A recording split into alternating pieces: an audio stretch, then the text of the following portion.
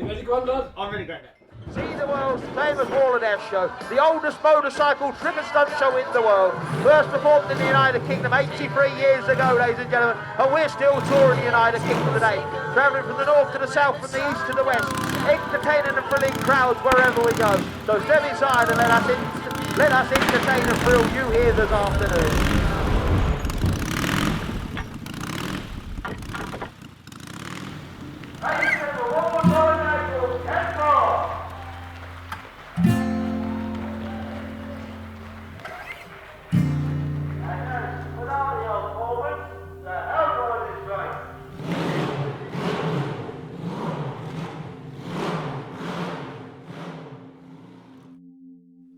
I would have been probably about 11 when I first saw the Wall of Death, because it was one of those things that was always there. I grew up on the amusement park. My parents had rifle ranges on the amusement park, and the Wall of Death was always part of what was around. The Wall of Death that I started with on the amusement park had been fixed there for about 20 years.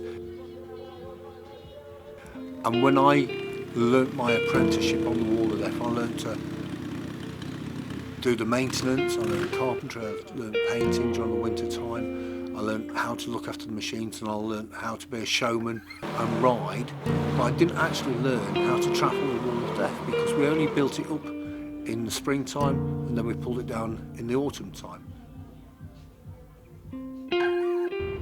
And I didn't start travelling until 1982 when they finished in Skegness.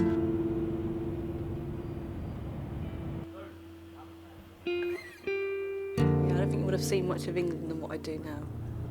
My friends, they all stay in the same place, and the stories are always the same, and I always come back with these different stories, and I think, oh God, this is getting everywhere. I don't want to leave you with a broken heart and take you back right to the start. Lift you up and then put you down. It's time for me to turn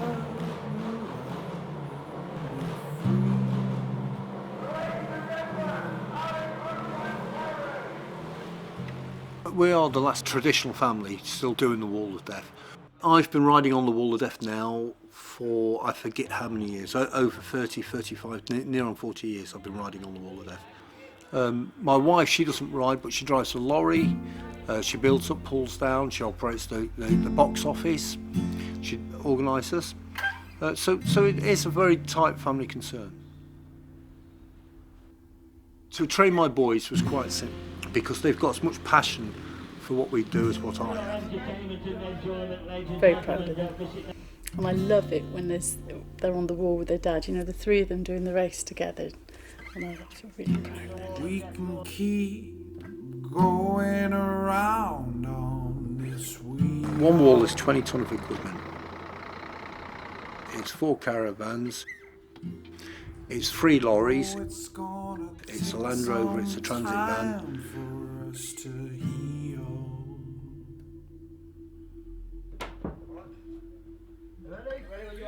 I don't want to leave you with a broken heart and take you back right to the start. Lift you up and then put you down. It's time for me to turn around and be free. That's the place where the wind is going. It's got all the panel, you can feel it moving, it's going. Don't like it. I don't like it. I don't like it. You can see bands shaking and everything. Your morals and values.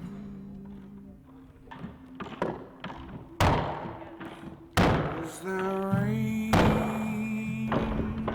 nothing left to hold on to. People always comment about how the girls muck in and do the same type of jobs. They don't muck in, that is what they do. They're not helping out, they are doing it, and often at the forefront of doing it. I can't believe he's calling me my big. Cheers, mate. G'day. Up now.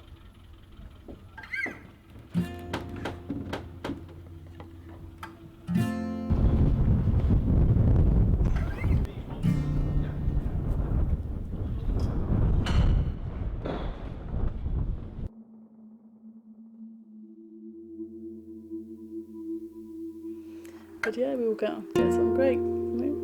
We obviously do have a little bicker every now and again, but you have to sit down and sort it out straight away, because when you're all together all the time, you can't have bad feelings and bad atmospheres. It's life would be a misery. So we sit around the table and put things straight. Yeah, I bought some yesterday. Old ones. You haven't put the milk in first. Yeah, put the milk in first. Jump with them, but they don't forget to cut them in half for me, you know what I mean? Just how I like them. Everyone's very close knit, and there is literally loads of us. But everyone's quite, everyone's friendly. We all know each other, and know what to do, and to be in this sort of environment, it's not very usual. Because normally you go to work, you see everyone, you go back home. Because we're in each other's shoes like 24/7, we're all really close.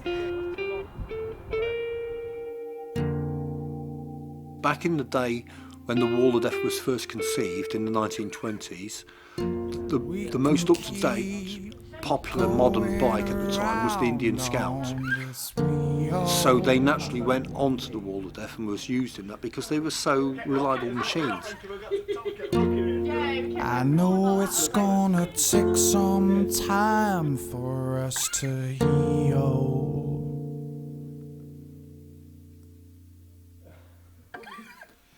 I don't wanna leave you with a broken heart, then take you back right to the start. Lift you up and then put you down. It's time for me to turn around and be free. Break all your morals and values.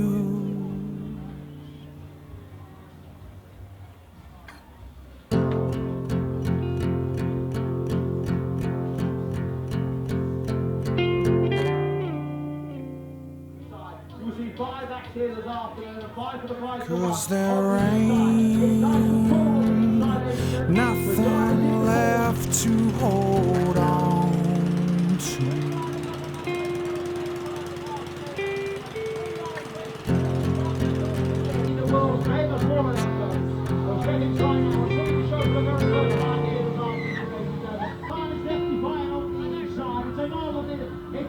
I'm trying to bring back the So I've probably had 20 accidents. When I come off, I've been very fortunate. I've always bounced well. I've been burnt, bruised and bloodied.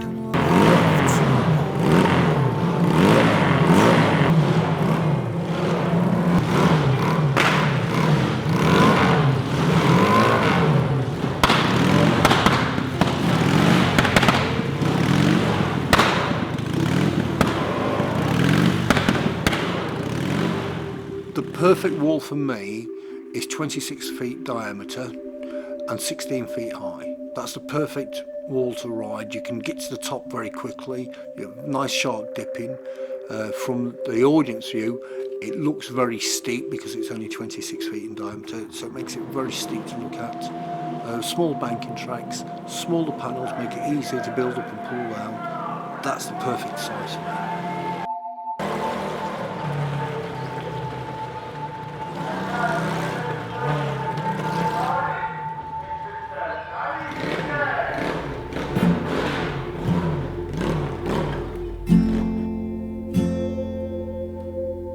It's excitement as well as nerves, as well as the adrenaline rush, and then you get all the people cheering you. That gives you a big buzz. I don't know. It's one of those things. Unless you do it, you won't fully know what it's like to ride the wall. Because I don't think there actually is a word to say what it's like to go on a vertical wall and ride round and entertain people, really. First ride at the very first beginning of the season, that's always the scariest, because obviously I had a few months off, tyres are cold, I'm like a bit rusty. That's always the most scariest bit.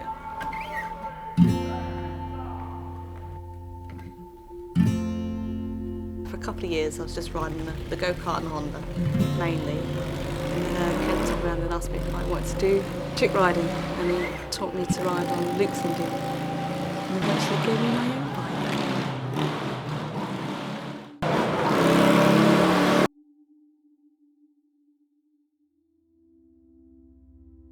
Alex started riding when he was 11, and he started in Cornwall. Well, they've both got their own interests when they're not riding. Alex, as you know, loves push bikes, anything to do with push bikes and mountain bikes. And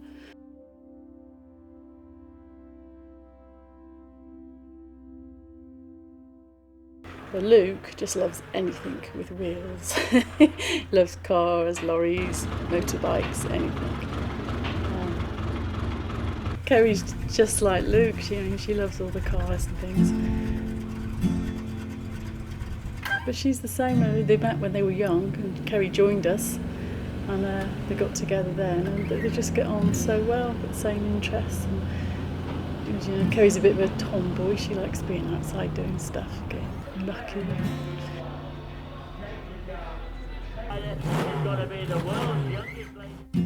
We can keep going around. I always find the first ride's a bit sort of hairy, because I've seen Ken and Luke and come off from cold tyres. It always just put the butterflies on you. Go on, I've got to go on next. The machines do play up. Sometimes you can have a tyre punctured, you can get chain braking, you can get the engine seized up, you can go too steep, the tyres can be too cold. There's many things that bring you off. There's only two things to keep you on there, and that's centrifugal force and the friction of your rubber between the wood. But lots and lots of things do bring you off, quite regular.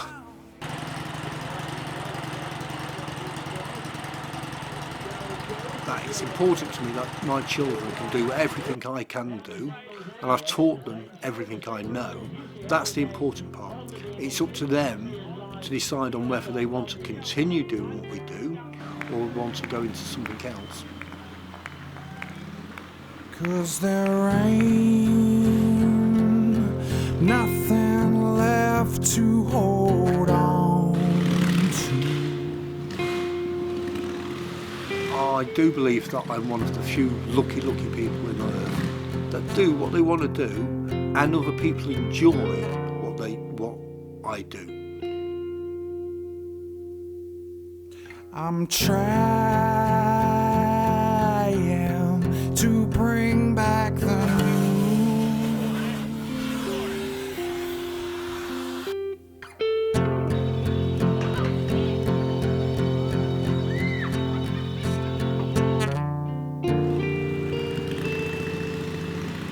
but I've been blind.